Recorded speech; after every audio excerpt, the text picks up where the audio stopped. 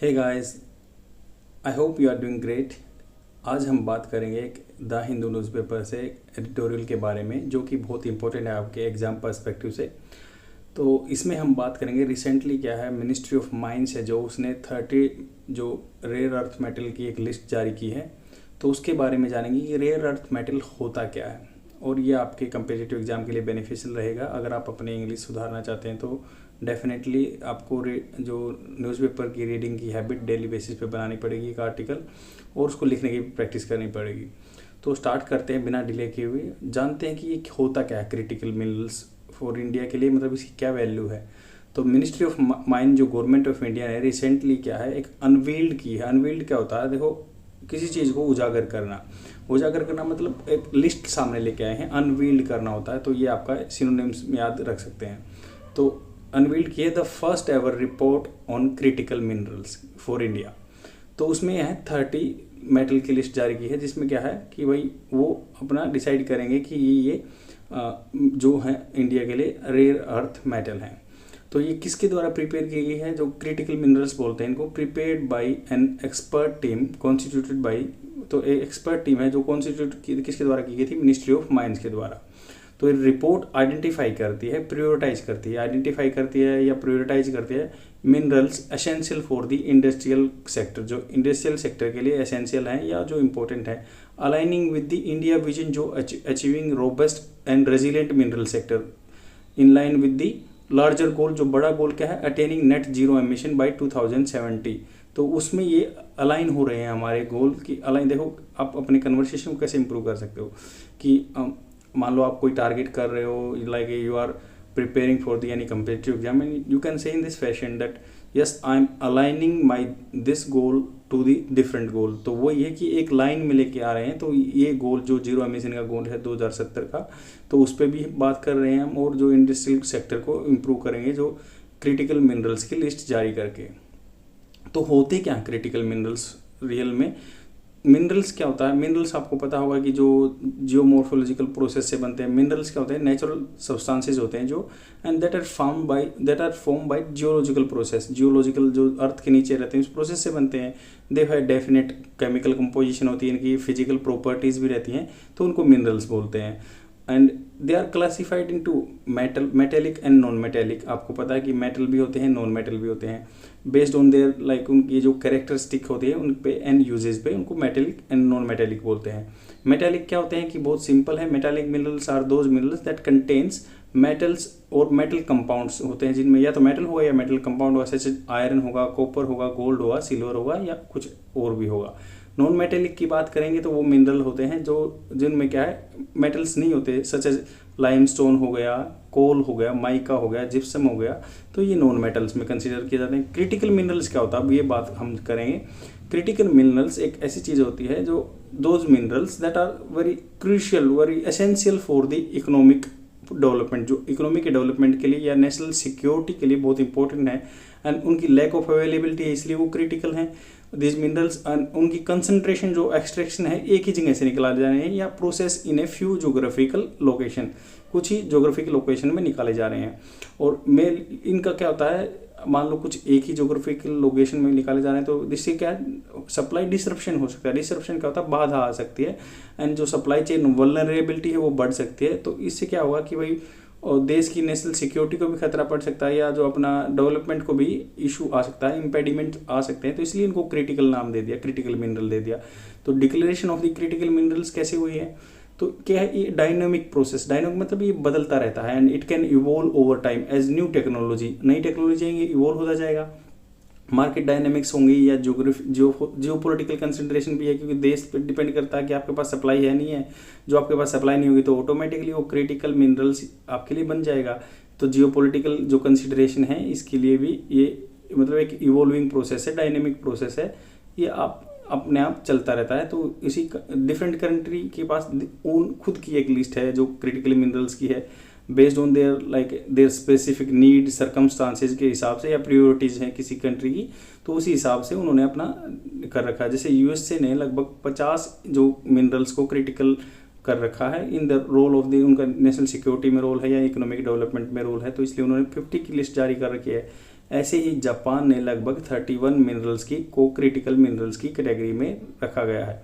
और यूके की बात करें तो यूके ने भी कुछ लगभग 18 मिनरल्स को क्रिटिकल मिनरल्स बताया गया है, और यूरोपियन यूनियन ने 34 को, ऐसे ही कनाडा ने 31 को अपना क्रिटिकल मिनरल बताया गया है। Critical minerals for India, India के लिए क्या है, एक्सपर्ट जो कमेटी बनी है अभी under the ministry of mines has declared और identified a set of 30 critical minerals for the India, क्योंकि वो इंडिया में बहुत कम पाए जाते हैं इसलिए क्रिटिकल बता दिया उनको, जो हमारे इकोनॉमिक डेवलपमेंट के लिए या हमारे स्ट्रेटेजिक पॉइंट ऑफ व्यू से इंपॉर्टेंट है।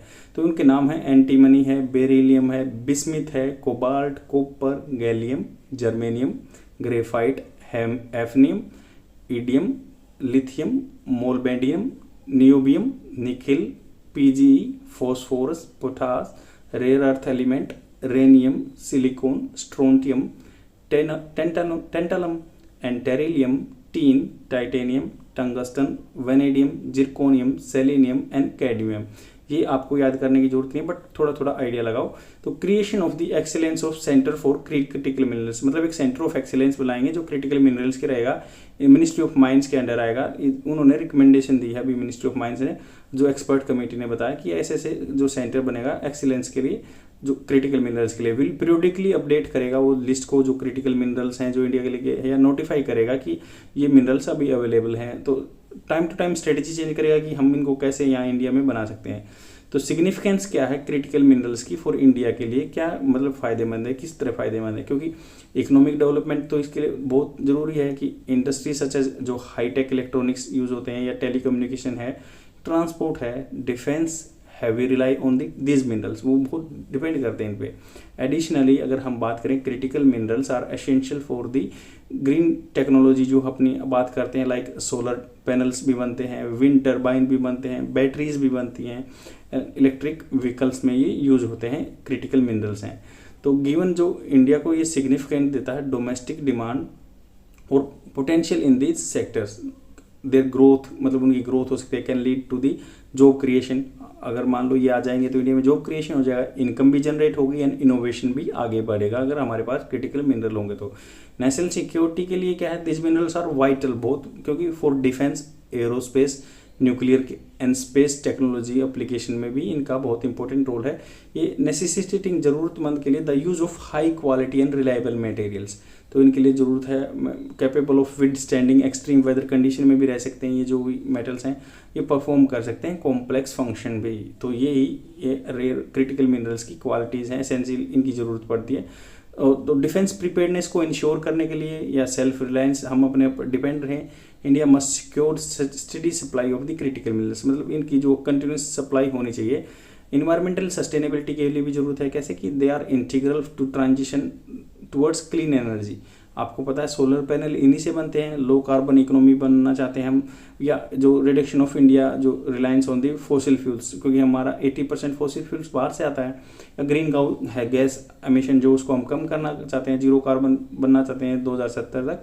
तो ये है कमिटमेंट जो हमने कर रखा है कि 450 गीगावाट्स सोलर एनर्जी बनाएंगे या रिन्यूएबल एनर्जी 2030 तक बनाएंगे। तो उसमें क्या है, ये हमारा उसको अचीव कराने में हमें असिस्ट करेगा, तो जो इसलिए ग्रीन ऑब्जेक्टिव में हमारे लिए बहुत बेनिफिशियल है।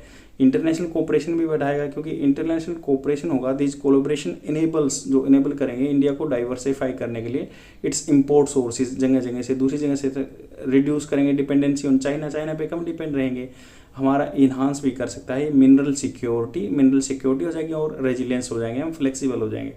और चैलेंजेस क्या हैं इंडिया में क्रिटिकल मिनरल्स को लेकर, अब ये जानते हैं। चैलेंजेस बहुत सारे हैं, जैसे implication of the Russia Ukraine war, Russia पता है आपको बहुत सारे यहाँ पे क्रिटिकल मिनरल मिलते हैं, तो वार की वजह से वहाँ पे सप्लाई कम हो गई, ये इम्पैक्ट पड़ा।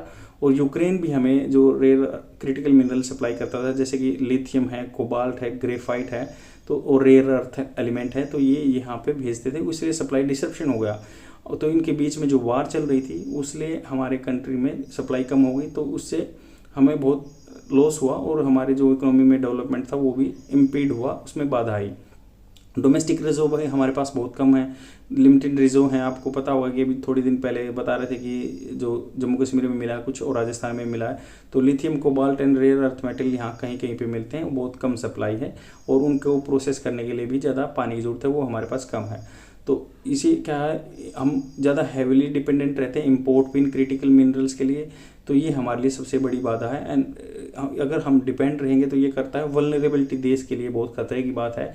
प्राइस फ्लक्चुएशन होता है, या जियो पॉलिटिकल फैक्टर भी होते हैं, या सप्लाई जो डिसरप्शन होता है, तो इससे हमारी कंट्री को थोड़ा सा डाउन जा सकता है। तो increasing demand of the mineral day by day बढ़ रहा है, क्योंकि इलेक्ट्रॉनिक मैन्युफैक्चरिंग जो आगे आगे बढ़ रही है, रिन्यूएबल एनर्जी टेक्नोलॉजी है, सोलर पैनल वगैरह बन रहे हैं, या ट्रांजिशन भी कर रहे हैं हम जो इलेक्ट्रिकल व्हीकल्स पे, उसके लिए भी हमें क्रिटिकल मिनरल्स की ज़रूरत है। या larger quantity of the mineral such as like copper की ज़रूरत है हमें, मैग्नीज की ज़रूरत है, जिंक की ज़रूरत है, lithium, cobalt and rare earth elements की हमें बहुत ज़्यादा ज़रूरत है, या जो हम माइक्रो प्रोसेसर बनाते हैं उसके लिए भी ज़रूरत है।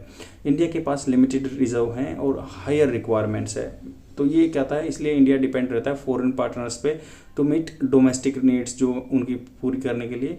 तो हमें इसके बारे में सोचना चाहिए और कुछ कंसर्टेड स्टेप लेने चाहिए। इसीलिए गवर्नमेंट ने 30 जो क्रिटिकल मिनरल्स को क्रिटिकल मिनरल्स की लिस्ट जारी की है, और इसके लिए एक सेंटर भी बनाया, सेंटर ऑफ एक्सीलेंस, जो कि इस पे काम करेगा, लिस्ट अपडेट करता रहेगा। ये आर्टिकल यहीं पे ख़त्म होता है। अगर आप चाहते हैं कि मैं ऐसे और वीडियो लेके आऊँ तो प्लीज़ कमेंट सेक्शन में डालिए कि आपको ऐसे वीडियो की ज़रूरत है।